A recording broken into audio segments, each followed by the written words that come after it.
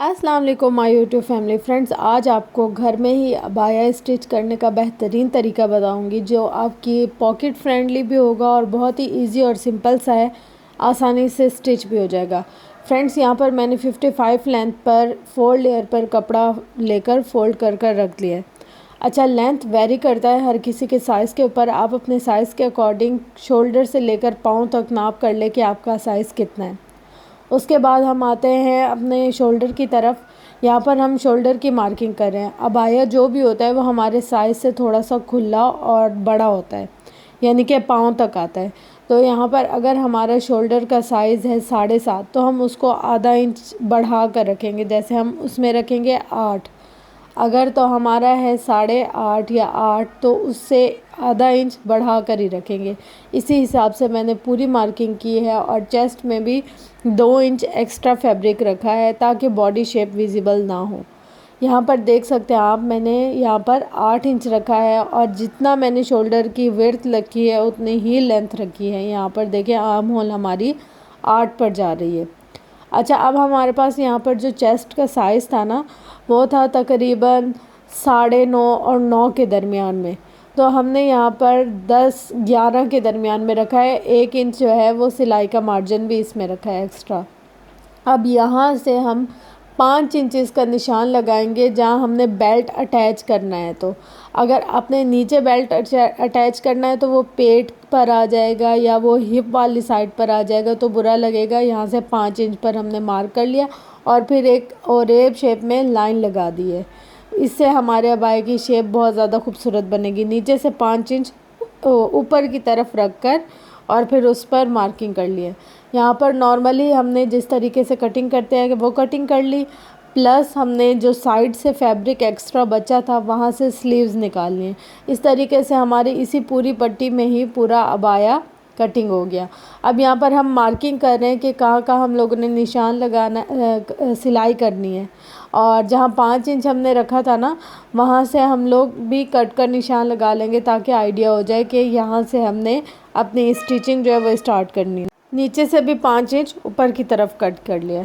अब देखें, यहाँ पर जहाँ हमने बेल्ट अटैच करना है वहाँ पर हम इस तरीके से प्रेस की मदद से पूरी एक क्रीज़ बिठा लेंगे। इस क्रीज़ बिठाने का फ़ायदा ये होगा कि जब हम यहाँ पर बेल्ट अटैच करेंगे या इसकी पट्टी सिएंगे तो हमारी सिलाई इधर उधर सरकेगी नहीं। यहाँ पर एक और चीज़ आपको बता दूँ, देखिए इस तरीके से फ़ोल्ड कर जब हमने क्रीज़ बिठाई तो हमारी एक ऊपर की तरफ ऐसे गोल सी आ रही है। हमें गोल नहीं रखनी, वो बिल्कुल ऊपर की तरफ चल जाती है, चेस्ट की तरफ। हमने बिल्कुल सीधी रखनी है। तो यहाँ पर दूसरी सिलाई कर लिए। अच्छा, यहाँ पर हम आते हैं अब नेक की तरफ।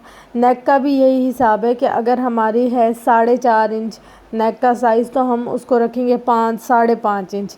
वेरी करता है कि हमारी जो जिसामत है वो कैसी है। मेरे पास जो साइज़ था नेक का वो था 4.5 और 5 के दरमियान, तो मैंने यहाँ पर रखा है 5.5 के दरमियान, 5.5 से 6 के दरमियान तकरीबन।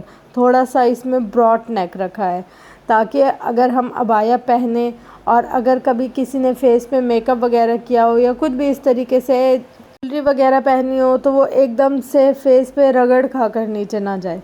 अच्छा, यहाँ पर ना हमने कम फैब्रिक में ज़्यादा काम करना है, तो दोनों फ्रंट और बैक दोनों हमने इस दफ़ा चिप्स बुकरम के गले कटिंग किया और दोनों को इस तरीके से एक साथ जॉइन कर लेंगे। इस तरीके से कपड़े की भी बचत होगी, प्लस ये कि हमें ना ज़्यादा काटना और कपड़े को ज़ाया नहीं करना पड़ेगा। यहाँ पर हमने दोनों गले चिप्स बुकरम के लिए फ़र्क सिर्फ इतना है कि फ़्रंट और बैक में हमने आधा इंच का गैप रखा है, यानी कि फ़्रंट और बैक के गले में आधा इंच का फ़र्क है सिर्फ। अब यहाँ पर गले को पलट कर हमने स्टिच कर लिया है ताकि हमारी सिलाई मज़बूत रहे। और फिर दरमियान की क्रीज़ बनाकर जिस तरीके से नॉर्मल शर्ट का नेक अटैच करते हैं बिल्कुल वैसे ही अटैच कर लिया है। नॉर्मल सी क्रीज़ बनाकर फिर साइडों की सिलाई की है और फिर शोल्डर्स को एक दूसरे के साथ रख कर चेक किया है कि दोनों बराबर हैं, या ऐसा तो नहीं है कि एक शोल्डर ज़्यादा बड़ा है और एक शोल्डर थोड़ा सा छोटा है। फिर यहाँ पर पूरी राउंड सिलाई कर हमने अपनी मार्किंग को चेक कर लिए, बिल्कुल बराबर है। तो अब अंदर की कटिंग करेंगे।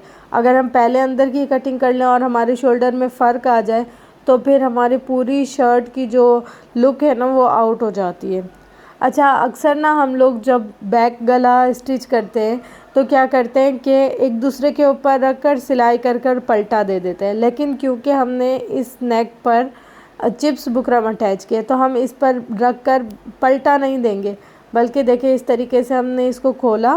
पहले इसके अंदर जो एक हमारी सिलाई लगी हुई थी उसके ऊपर एक और सिलाई लगाई है ताकि ये पलटे ना, इधर उधर ना हो, और जो हमने इसके अंदर कट लगाए हैं वो कट बैठ जाएं।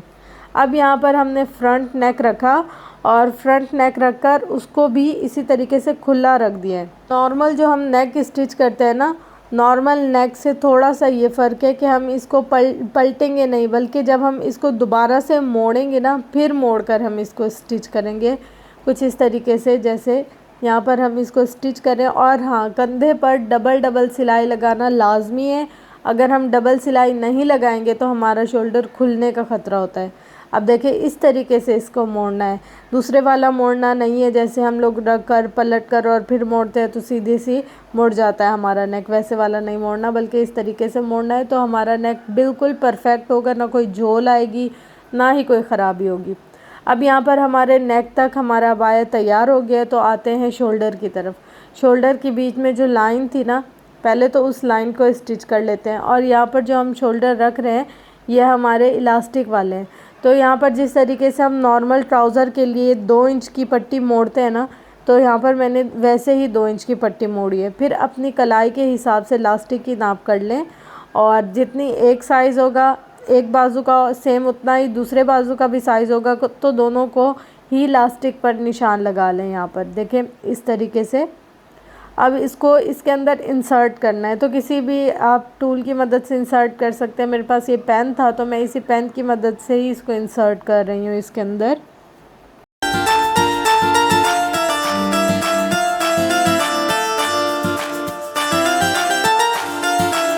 तो देखिए फ्रेंड्स, यहाँ पर हमारा इलास्टिक इंसर्ट हो चुका है। अब हम क्या करेंगे, इसमें पहले इसको काटेंगे नहीं बिल्कुल भी। यहाँ पर हम पहले इसको सिलाई से पक्का कर लेंगे, 3-4 सिलाइयाँ अच्छे तरीके से कर कर। अब फैब्रिक को फिर स्टिच करना है हमने, इलास्टिक को नहीं, इलास्टिक को हटा कर फिर फैब्रिक पर स्टिच करना है। और इस तरीके से हम इसमें इलास्टिक खींचेंगे तो जितना हमारा निशान होगा उस निशान पर आकर हम दोबारा से सिलाई लगा देंगे। देखिए इस तरीके से यहाँ पर भी 3-4 मरतबा हमने सिलाई चलानी है। देखिए अब हमारी स्लीव्स एक साइड से हो गई है तैयार। तो अब इसको जोड़ेंगे कंधे के साथ। कंधे के साथ हम लोगों ने एक्स्ट्रा फैब्रिक इसके अंदर रखा है, क्योंकि हमने ऊपर की तरफ जहाँ जॉइंट लगता है ना, वहाँ पर प्लेट बनानी है, प्लेट कह लें, या एक हमने ना उसका स्टेप लूज़ करना है। तो लूज़ करने के लिए मैंने इस तरीके से इसके ऊपर क्रीज़ बनाई है। क्रीज़ बनाने के बाद पूरा शोल्डर हमने स्टिच कर लिया। स्टिच करने के बाद ना ऐसे हमारे शोल्डर में हल्का हल्का सा लूज़पन आएगा और बिल्कुल ये ना ऐसे फ्लफ़ी सा हो जाएगा। ये देखिए इस तरीके से हमने प्लेट दिए, तो जो हमने दरमियान की सिलाई लगाई है ना वो भी नज़र नहीं आएगी। जब इसको हम वेयर करेंगे ना तो दरमियान की सिलाई बिल्कुल ऐसे होगा कि जैसे लगी हुई नहीं है। तो ये थोड़ी सी फिनिशिंग और ख़ूबसूरती कपड़े में लाने के लिए बहुत ज़रूरी था। देखिए ये सिलाई गुम हो गई और यहाँ पर क्रीज़ बन गई बहुत ही प्यारी सी, और हमारी स्लीव्स भी फ्लफ़ी सी हो गई है। अच्छा, अब यहाँ पर हम सारी फ़िटिंग की सिलाई जिस तरीके से नॉर्मल करते हैं वो करेंगे, लेकिन एक चीज़ का ख्याल ये रखना है कि जहाँ हमने इलास्टिक अटैच किया है ना, वहाँ पर हम 1-2 मरतबा ज़्यादा से मशीन चला लेंगे, लेकिन इलास्टिक के ऊपर मशीन चलानी है, ना कि फैब्रिक पर। अगर हम बहुत अंदर की तरफ कर कर इसके ऊपर सिलाई कर लेंगे ना, तो जो हमने निशान लगाया था जैसे स्लीव्स का, वो तो हमने एग्जैक्ट लगाया था, तो वो हमारा निशान बहुत तंग करेगा, बाद में बाजू हमारी तंग करेंगी।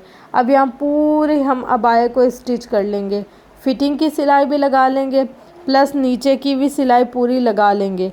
अब यहाँ पर जहाँ हमने मार्किंग की हुई है चॉक की मदद से, हमें मुश्किल नहीं होगी कि हमने बेल्ट कहाँ अटैच करना है, या हमने ये जो फैब्रिक की पट्टी है वो कहाँ अटैच करनी है। जहाँ जहाँ हमने चॉक से मार्किंग की हुई है ना, उसी के ऊपर ही हम अपनी पट्टी रख कर और स्टिच कर लेंगे। कुछ लोग ऐसे होते हैं कि जो दरमियान में बेल्ट के जो रिबिन होते हैं उनको लाते हैं, लेकिन हम लोग दोनों साइडों पर लेकर आएंगे। तो हमने जो कट वाली जगह है ना वो दोनों साइडों पर रखी है।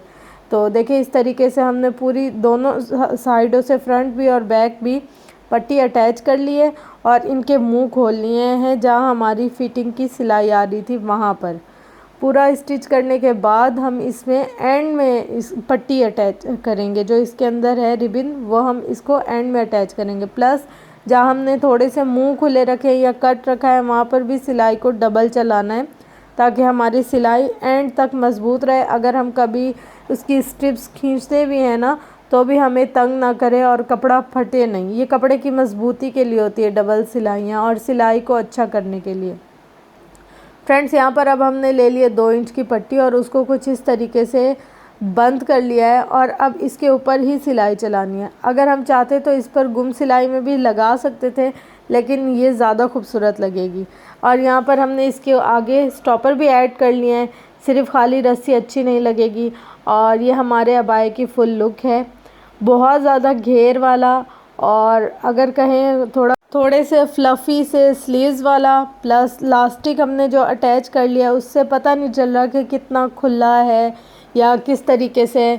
तो इस तरीके से अबाया का जो मकसद है वो भी पूरा हो गया। थोड़ा सा इसके अंदर जो हम स्टाइलिशपन लाना चाह रहे थे वो भी हो गया है। प्लस ये है कि घर के फैब्रिक में आसानी से सिल गया है, पॉकेट फ्रेंडली रहता है और पहनने में भी ये है कि हर इंसान अपने साइज़ के अकॉर्डिंग इसको स्टिच कर सकता है। टोटल इसमें 30 to 35 मिनट का काम है, कटिंग से लेकर स्टिचिंग तक। हम इसको आसानी से बना सकते हैं, कोई इसके अंदर हार्ड एंड फास्ट रूल नहीं है। और इसके अंदर जो बेल्ट हमने अटैच किया वो देखे दोनों साइड पे कि अगर आप इसको फ्रंट पे भी करना चाहें ना तो सेम यही मेथड है बेल्ट अटैच करने का भी। और गला भी फ्रंट और बैक दोनों बराबर ही रख दिए हैं। और ये देखिए ये है जी, मैं आपको थोड़ा सा दूर करके दिखाती हूँ और करीब करके भी दिखाती हूँ ताकि आपको पूरी लुक इसकी समझ में आ जाए। फ्रेंड्स अगर मेरी वीडियो आपको पसंद आए तो वीडियो को लाइक, चैनल को सब्सक्राइब करके मुझे मोटिवेट किया करें। आपका एक एक कमेंट मेरे लिए बहुत ज़्यादा मायने रखता है। अगर कोई मज़ीद डिज़ाइनिंग या कोई इस तरीके के स्टाइल जो आप अपने बच्चों के लिए बनाना चाहते हैं या सीखना चाहते हैं तो ज़रूर मुझसे कमेंट बॉक्स में शेयर करें। इंशाल्लाह मैं आपके साथ तमाम किस्म के ऐसे डिज़ाइन जो आप चाह रहे होंगे ज़रूर शेयर करूँगी। तो मिलते हैं इंशाल्लाह नेक्स्ट वीडियो में इससे भी बेहतरीन और ख़ूबसूरत से डिज़ाइनों के साथ। तब तक के लिए अपना बहुत ज़्यादा ख्याल रखिएगा। अल्लाह हाफिज़।